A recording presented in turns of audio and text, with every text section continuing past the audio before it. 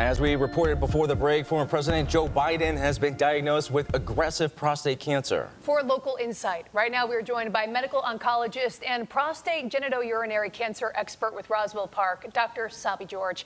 Dr. George, thank you so much for coming in this afternoon. Thank you for having me. So first, just to begin off the top, based off what you know, how serious is the former president's diagnosis? So what I know is that President Biden has been diagnosed with a stage 4 prostate cancer, which has spread to the bone, and it has a high grade. High grade means it's very aggressive. So that's all I know, and I don't know where all has it spread. So this means stage 4 prostate cancer, it's a non-curable disease.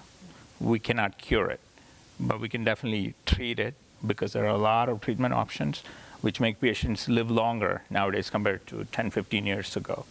And of course, our thoughts are with the Biden family, and we are hoping for the best there. You're not involved in his treatment plan or anything like that, so we just want to preface that. Let's talk about some of those treatment options and what is on the table.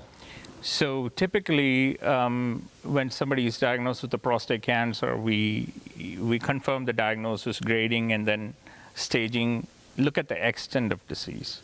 We categorize them into, high volume versus low volume disease. If somebody is diagnosed with a stage 4 prostate cancer up front, it's called de novo metastatic prostate cancer, and non-curable. And based on the volume, high volume versus low volume, we assign treatments. So high volume or high risk, high volume is basically poorer prognosis. We treat that with more aggressive approach. Nowadays, we use a triplet therapy for that kind of cancer. And a triplet includes, number one, androgen deprivation therapy, which is a form of suppression of testosterone production. Number 2 is a chemotherapy called docetaxel. And number 3 is a targeted pill, either darolutamide or abiraterone. There are 2 different triplets that we use nowadays.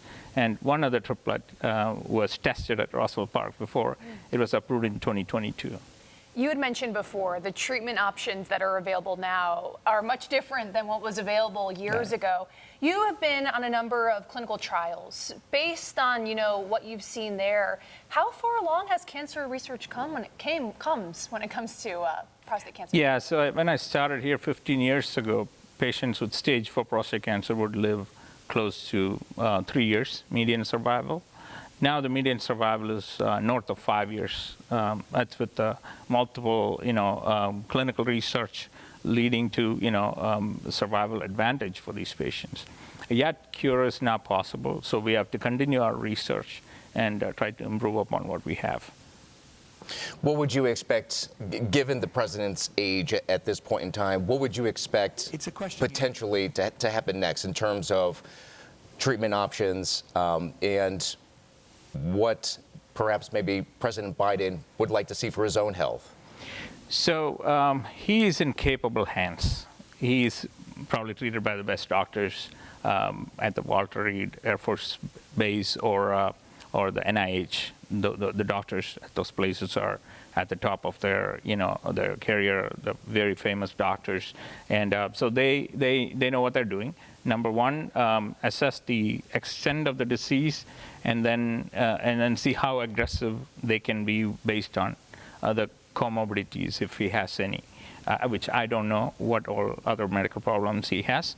So depending on that, they have to make plans to start treatment. And once again, the mainstay of treatment is androgen deprivation therapy, which is a form of suppressing the testosterone production, because testosterone is what drives the prostate cancer and multiplies and makes it spread. So we cut off the fuel, it's a major achievement if we can control that. And based on the results so far, it is said that it's supposed to be hormone sensitive. But again, there are certain molecular characteristics of these cancers which may determine how aggressive they are. Some of them may not, some of them will do. And there are other factors that I don't know of.